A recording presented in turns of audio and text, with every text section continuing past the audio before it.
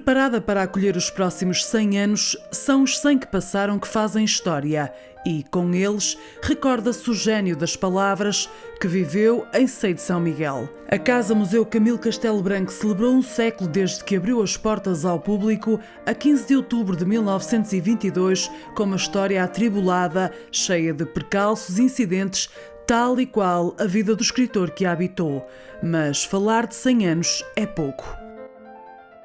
Eu não sei se ele gostava ou não gostava, ele não tinha era albergue onde se abrigar, digamos assim. Esta era a única casa em que ele se podia refugiar da cidade do Porto. Camilo precisava de distância em relação aos locais onde convivia. E este foi, de facto, o grande refúgio camiliano. E sê-lo-á ao longo de toda a sua vida. Aqui ficará, embora com saídas prolongadas, mais prolongadas ou menos longas, mas aqui escreverá grande parte da sua obra. Aqui viveu dramas profundos, como foi a loucura do seu filho Jorge e como foi o drama da cegueira, de facto. Este local é emblemático por causa disso. E quando falamos em 100 anos, tem a ver com o momento em que a casa abriu como museu depois do incêndio, a 15 de outubro de 1922. E nós assinalamos os 100 anos, de facto, porque é um momento importante.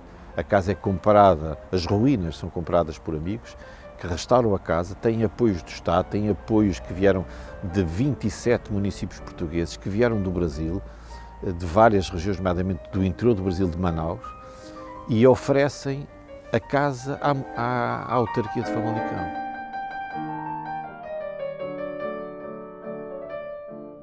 Como a vinda de Camilo para esta região, deu a esta região a oportunidade de ter um ficcionista verdadeiramente extraordinário no panorama da literatura portuguesa, que conseguiu materializar e colocar na geografia literária uma aldeia que na altura Camilo dizia que isto era o sertão, isto eram as selvas. Estamos a cerca de 30 km do Porto, mas ainda hoje é longe, mas na altura era muitíssimo longe chegar aqui. Não havia estradas, caminhos impróprios, não havia comboio. Quem entra na casa sente a mudança do tempo. A luz fraca, os móveis do século passado, os livros com as marcas da passagem dos dias, os objetos que nos despertam curiosidade e que não reconhecemos, a cadeira que baloiça. Cheira à história, ao passado, mas cheira também ao presente e futuro que se quer para a casa de Camilo. E os dias fazem-se com a preocupação de continuar a cumprir esse desígnio, manter a memória e obra de Camilo bem presentes.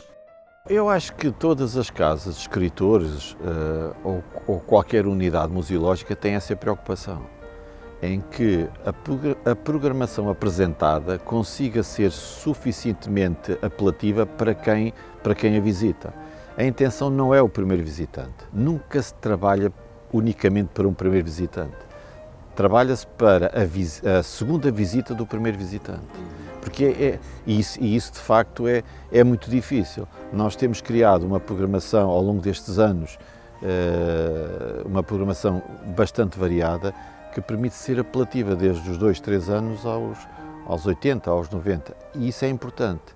Manter esta oxigenação na programação, de maneira que as pessoas não deixem nos visitar, é um desafio muito grande, é uma responsabilidade muito grande, mas também é isso que nos faz estar aqui todo o dia nesta lavoura camiliana. Ficaremos contentes que pelo menos em cada 10 visitantes, se 10% ficar a ler Camilo Castelo Branco ou interessar-se, já é algo extraordinário. É muito difícil, nós sabemos que os índices de leitura são muito baixos em Portugal, são muito baixos mesmo. Há uma percentagem muitíssimo reduzida de pessoas que leem mais de um livro por ano. E é uma plataforma de trabalho difícil, mas é isso que é desafiante. A Casa Museu Camilo Castelo Branco é uma das mais visitadas em Portugal. Claro que o fluxo de turistas depende de muitas situações, nomeadamente a transmissão de uma reportagem em canais informativos nacionais e internacionais. É um apelo para vir a sede, diz José Manuel Oliveira, que compara os visitantes na Casa de Camilo a uma torneira mal fechada. Esta é provavelmente a casa mais visitada, a casa de escritor mais visitada em Portugal. O fluxo de visitantes depende de muitas situações, não é? uma reportagem que passe na RTP1, na SIC, na TVI, que tem âmbito nacional e internacional, os programas sucessivamente repetidos, como o caso da RTP, os grandes livros, as casas com história, etc. Isso faz com que o visitante sinta um apelo para vir a esta casa. Mas eu diria de outro modo. Os visitantes na casa de Camilo são como uma torneira mal fechada, vão pingando sempre. E isso é também uma capacidade atrativa de um fascínio que o escritor tem. O facto de ele ter vivido nesta casa, ter redigido aqui uma parte significativa da sua obra e também se ter suicidado, transforma este espaço num local muitíssimo especial. E é um bocado em torno disto que as pessoas aqui vêm. Onde é que ele escrevia, onde é que ele se suicidou, como era o dia-a-dia dele. É um fetiche do visitante sempre. E estas casas também proporcionam uma visita no tempo. Se entrarem na casa, reparam que não há tabuletas nos quadros, não há informação que distrai o visitante. Quem entrar ali parece que fez uma viagem no tempo, porque não há nada, há pouco que o possa distrair. Ali mesmo ao lado da casa está o Centro de Estudos Camilianos, num belo e moderno edifício concebido pelo arquiteto Álvaro Cisa Vieira. O Centro de Estudos Camilianos, inaugurado em 2005, veio dar a dimensão didática, pedagógica e científica à memória camiliana. Se aqui as pessoas podem encontrar o passado, ou seja, a vida de Camilo, no Centro de Estudos é a projeção para o futuro dessa obra. O facto de podermos ter uma programação regular de temáticas camilianas, de temáticas do século XIX ou de temáticas afins em torno do escritor, torna o Centro de Estudos o que se chama a Casa de Camilo do século XXI.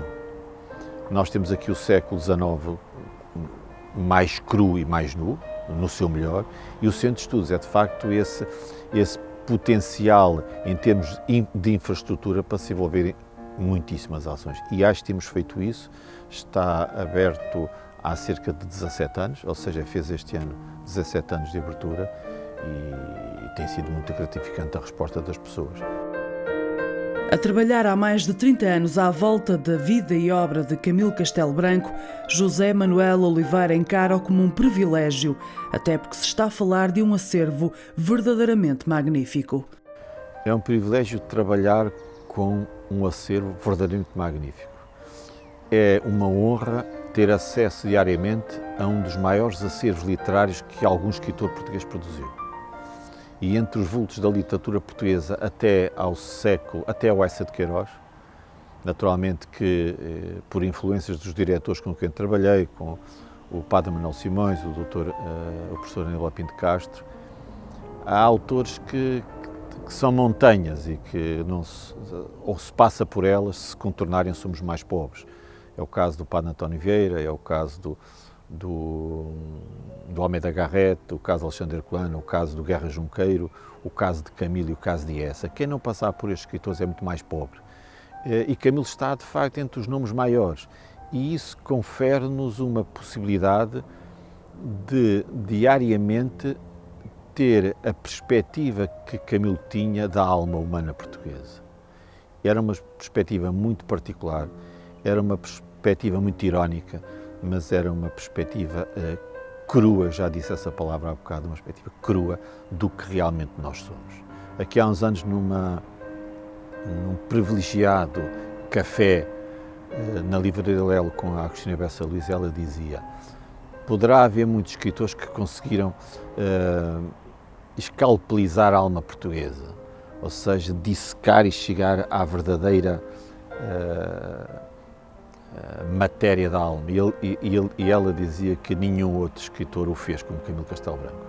De uma maneira contestatária, de uma maneira revoltada, de uma maneira, enfim, ele é resultado do percurso da vida difícil que ele teve, principalmente do foro emocional, mas eu acho que é um privilégio estar aqui. É um privilégio poder contactar com este homem que nos dá uma que dá outro sentido também à nossa vida, não é? Seguramente.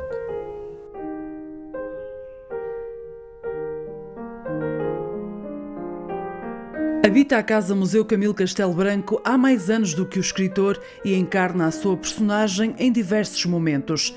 Reinaldo Ferreira, que há 35 anos passa os seus dias na casa e onde é guia para quem visita o espaço, não gosta da palavra encarnar e prefere representar.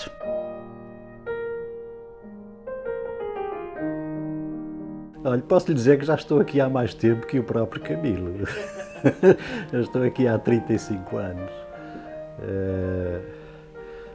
Reconheço que é um trabalho que me dá prazer, sabe? Isso já, para mim já deixou de ser um trabalho há muito. É um gosto. E eu acho que esta casa deve ser visitada como merece. Sabe? Entrar e sair. Quando vê uma pessoa cheia de pressa, eu não fico irritado, não, mas fico um bocadinho frustrado. Não? Eu acho que a casa deve ser visitada como merece. As pessoas não vão como vieram, portanto, levam alguma coisa.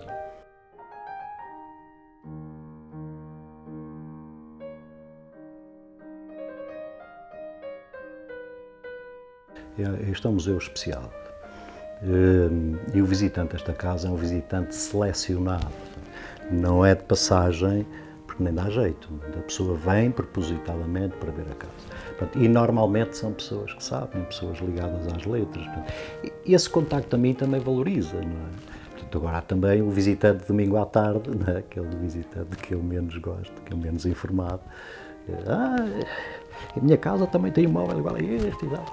Isso é claro que as pessoas têm todos o mesmo direito de visitar a casa como deve ser, mas têm obtido bons resultados, sem dúvida nenhuma.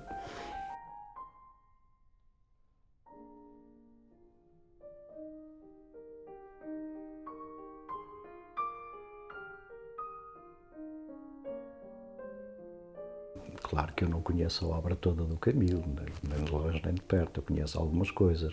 Eu quando vim para cá conhecia o Humor de Perdição e pouco mais, não é? E tive que me documentar, naturalmente, até para poder responder às perguntas. Quando me entra aqui uma pessoa e me diz que já leu a obra toda do Camilo, claro, eu não digo nada por educação, não é? Mas é impossível ler tudo, não é? Com prefácios, com traduções, com colaborações, dá uma média de 300 volumes, é uma coisa impressionante, nunca mais acaba. Ele chegava ao ponto de escrever uma crónica num determinado jornal e ele próprio, num outro jornal, contrapunha o que tinha escrito anteriormente, exatamente para ter produção, não alimentar a polémica.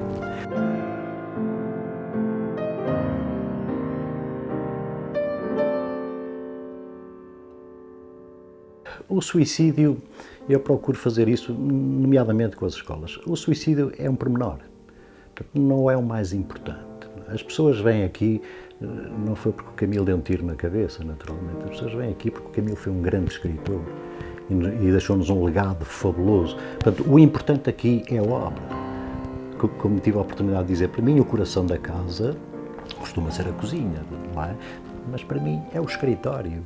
É o centro de criação do escritor, portanto é o escritório, a sala de trabalho. A sala do suicídio, a cadeira, portanto, é também uma sala emblemática. Claro que quando se fala do suicídio, normalmente faz silêncio. Não é?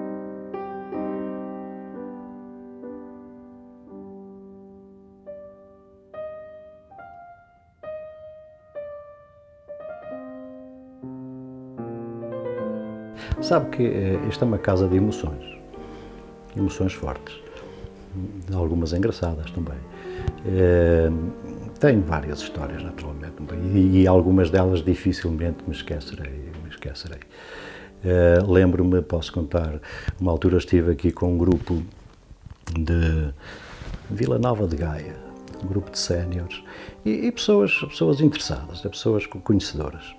Fizemos a visita, muito interessante e tal. Depois, no final da visita, estávamos lá fora e uma senhora veio ter comigo e disse: eu posso falar consigo uns minutinhos? Não, com certeza. Sabe, eu estive enclausurada em casa por opção própria durante 6 anos. Portanto, a senhora não vinha à rua para nada. Estava um senhor ao lado, que é verdade o que ela está a dizer. Algum desgosto familiar também, não perguntei qual. E leu o Camilo. Até alguém lhe disse que vinha à casa de Camilo, então ela cedeu. Mas sabe o que eu lhe queria dizer? É que no fim desta visita, o senhor não imagina a vontade que eu tenho de voltar a viver a minha vida. Eu arrepiei-me todo. São coisas do Camilo. Não, foi o senhor que me transmitiu essa vontade e estou-lhe muito agradecido.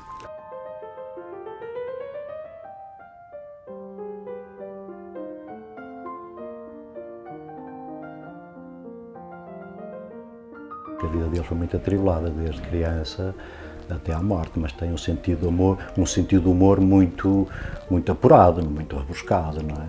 E, portanto, era um eterno apaixonado. É por aí que eu gosto mais de falar do Camilo, não é? Um eterno apaixonado, é isso. Já passaram 100 anos desde que existe na pequena freguesia de Sei de São Miguel a Casa-Museu de Camilo Castelo Branco e pouco ou nada mudou na vida da pequena comunidade, mesmo com toda a atenção dada ao local onde Camilo viveu e morreu. É evidente que esta dinâmica criada pela Casa de Camilo e pelo Centro de Estudos Camilianos trazem maior nome à freguesia, ajudam imenso a projeção do nome da freguesia e, claro está, dão um apoio muito grande também às instituições e às associações da freguesia, neste caso a União de Freguesias de Seido, em tudo aquilo que a freguesia pretende realizar. Nós temos, por exemplo, isto só um exemplo, um campo de férias que é extremamente dinâmico e que se realiza todos os anos no tempo de férias para as crianças e jovens, e nós temos um imenso apoio no Centro de Estudos Camilianos nas dinâmicas e nas atividades que criamos para essas crianças e jovens. E, portanto, a partir daí, o facto de termos cá esta, para mim, instituição, esta Casa da Cultura e este nome grande que é Camilo Castelo Branco, ajuda imenso a projetarmos a freguesia.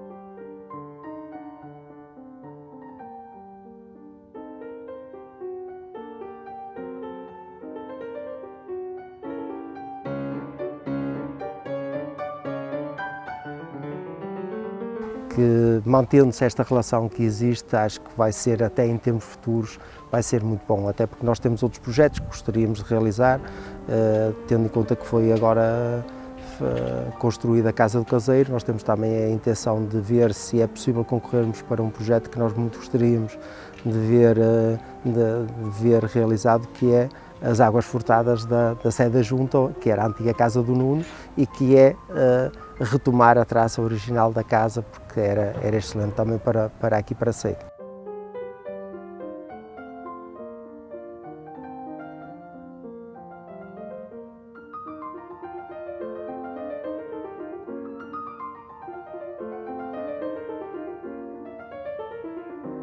Estamos a ver se há oportunidades financeiras para o fazer, porque isto depende um bocado dos apoios do Estado. E estamos convencidos que vai haver apoios do Estado, com certeza, para o efeito e que vamos conseguir realizar esse projeto e conseguir reintegrar toda a área, toda esta dinâmica que já era exatamente igual àquilo que era no tempo de Camilo. Como disse o historiador José Hermano Saraiva, esta casa é um exemplo, o exemplo do pagamento de uma dívida que nós devemos aos que fizeram da língua portuguesa um dos mais belos idiomas do mundo, como é o caso de Camilo Castelo Branco.